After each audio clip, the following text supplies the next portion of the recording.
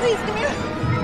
A lonely car drives on a rain-slicked road late at night. Mike Enslin's vehicle pulls into a dark, imposing hotel driveway. He faces the manager and aide, skeptical of their grave warnings. Mike dismisses their pleas, determined to check into his infamous room. He paces the eerie hotel room, recorder by his side taking a drink. Mike lies on the bed, preparing for the room's impending psychological challenge. Driving in sunlight, he speaks into his recorder about his cynical work. His book, 10 Haunted Hotels, is displayed prominently in a bookstore. Mike arrives at the Dolphin Hotel. A yellow taxi pulls up. The imposing hotel entrance looms under the ominous night sky. The opulent hotel lobby bustles with unaware, chattering guests. He approaches the reception desk. A clerk observes his arrival. Her computer screen flashes a stark, red warning: Alert Management. The nervous clerk summons the hotel manager, Gerald Allen. Mike, unfazed, watches the unfolding protocol with a cynical gaze. Allen greets Mike, his smile strained, radiating profound unease. Allen leads Mike into his richly appointed, wood-paneled private office. Mike gestures dismissively, scoffing at warnings as he confidently enters the room, flipping the light. He strides through the unsettling suite, inspecting his trusty voice recorder's battery with forced calm. He paces restlessly, then retreats to the bathroom, whispering observations into his mini-cassette recorder. Mike, now slumped on the bed, eyes wide, succumbs to the room's escalating psychological torments. He frantically opens the minibar, seeking escape in alcohol, but finds only empty, taunting bottles. The antique clock radio's dial quivers, possessed,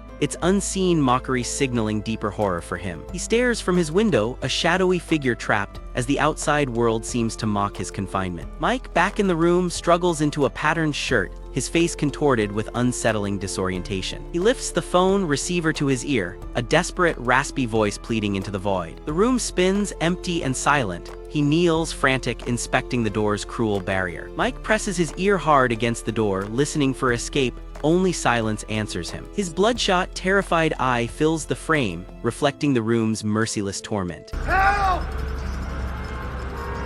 From outside, he's a defeated, tiny figure, slumping in the window's cold, dark frame. Mike presses his face against the glass, a ghostly reflection staring back in horror. Mike Enslin, disoriented, peers through the shattered window at the dizzying height. He clings to the cold brick ledge, struggling against the room's impossible gravity. He shouts, clinging desperately to the wall, his terrified grip failing.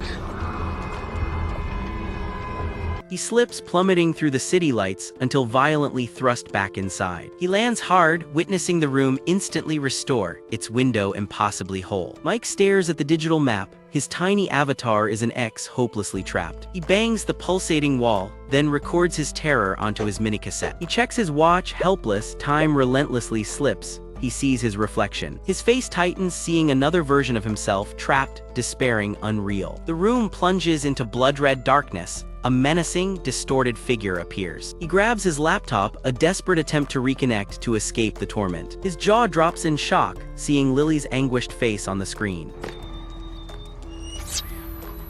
He pleads with the screen, desperate. As water drips, the room further decays. The thermostat breaks, numbers flickering wildly, an impossible internal system failure. Mike spots a ceiling vent, planning his next desperate, perilous escape route. He strains, prying open the vent, then hoists himself into the dark passage. He crawls through the cramped shaft, heavy breathing echoing, water dripping around him. He drops into an identical room, a cruel, endless cycle of false escape. A grotesque, hairy hand reaches from the darkness, a horrifying, monstrous apparition. A shadowy, menacing figure looms. He scurries backward through the vent, terrified. He falls violently from the vent, landing hard, utterly defeated by the room. He stares at the bricked-up window, realizing the room's impossible, inescapable power. Gerald Allen, the ghostly manager, stands in the hallway, beckoning ominously. Mike bangs his head, then gulps down liquor, seeking oblivion from the torment. He slumps to the floor, defeated, staring at a book as Lily comforts Katie. Mike looks up, a flicker of fleeting hope in his weary eyes. He then clutches his head, consumed by agonizing despair. Water seeps in, engulfing his pained face behind blurred glass.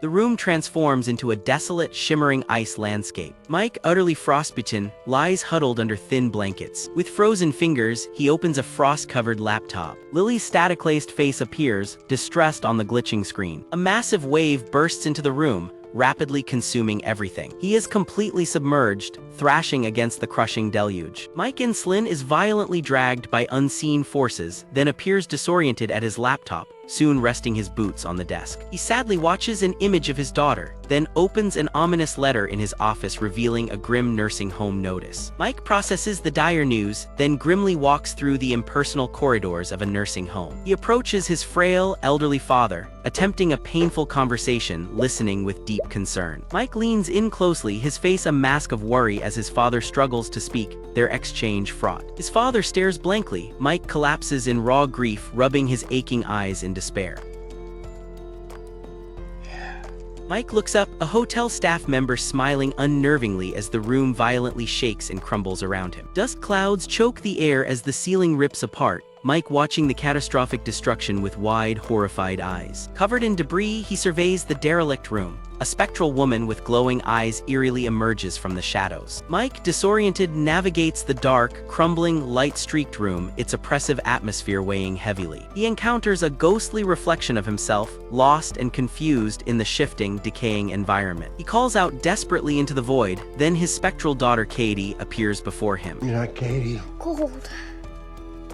He embraces her tightly, a torrent of raw emotion washing over him, tears streaking his soot-stained face. He clings to her, eyes closed, sobbing uncontrollably, his grief a physical weight in the desolate room. Mike weeps into her hair, his body shaking with profound sorrow and the unbearable relief of seeing her. He looks up with fierce determination, then begins violently smashing the room apart with a heavy object. The room burns around him and he collapses, trapped within the fiery inferno, gasping for breath. He lies motionless, hidden, as the room seemingly restores itself to its opulent, yet unsettling, original state. Mike is seen in the restored room, looking around, his appearance cleaner, the terror momentarily subdued. He stands before a hanging noose, contemplating the grim choice presented by the room's malevolence. Mike, in the restored room, sees his own gravestone, a stark reminder of his mortality, tears welling in his eyes. He picks up the phone, a single tear falling, his defiant choice now made against the room's dark will. Mike clutches the phone, his face contorted with grim resolve, tears streaming. He observes the once solid phone receiver now grotesquely melting,